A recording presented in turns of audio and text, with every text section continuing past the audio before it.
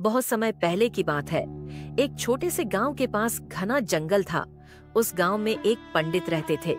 वे वेद शास्त्रों के बड़े ज्ञाता थे, लेकिन उनमें थोड़ा घमंड आ गया था।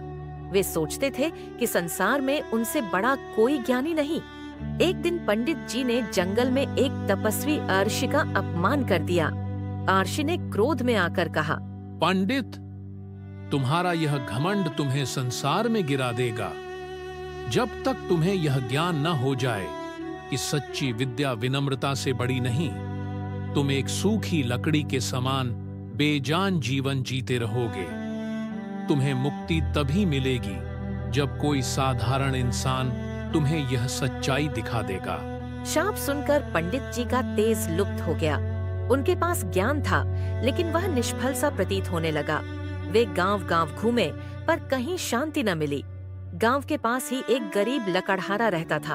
वह रोज सुबह जंगल जाता, लकड़ियां काट कर लाता और उन्हें बेचकर अपने परिवार का भरण पोषण करता। वह सीधा सादा, दयालु और मेहनती था। एक दिन पंडित जी थके हारे जंगल के रास्ते पर बैठ गए। तभी लकड़हारा वहां आया और बोला, पंडित जी, आप इतने दुखी क्यों बैठे हैं? बेटा, मुझे श्राप मिला है। मेरे सारे ज्ञान का कोई फल नहीं रहा। मुझे मुक्ति नहीं मिल रही। लकड़हारे ने सरलता से कहा, पंडित जी, मैं तो बड़ा विद्वान नहीं हूँ। मैं तो बस इतना जानता हूँ कि भगवान मेहनत और सच्चे मन को सबसे ऊपर मानते हैं। आप मेरे साथ चलिए। मैं जो कमाता हूँ उसका आधा जरूरतमंदों को देता हूँ। शायद उसी में सच्चा धर्म है। पंडित जी ने पहली बार महसूस किया कि बिना घमंड और दिखावे के भी जीवन कितना महान हो सकता है। लकड़हारे के घर जाकर उन्होंने देखा कि वह खुद भूखा रहकर भी राहगीरों को पानी पिलाता है, गरीबों को लकड़ी मुफ्त दे देता है।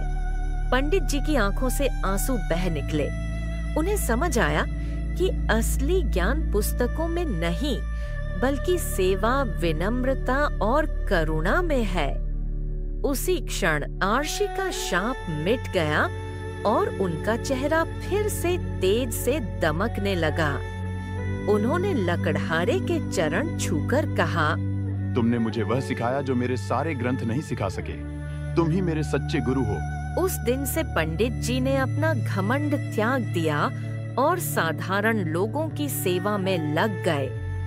गांव में भी यह शिक्षा फैल गई कि विद्या का मूल्य तभी है जब वह विनम्रता और सेवा के साथ हो।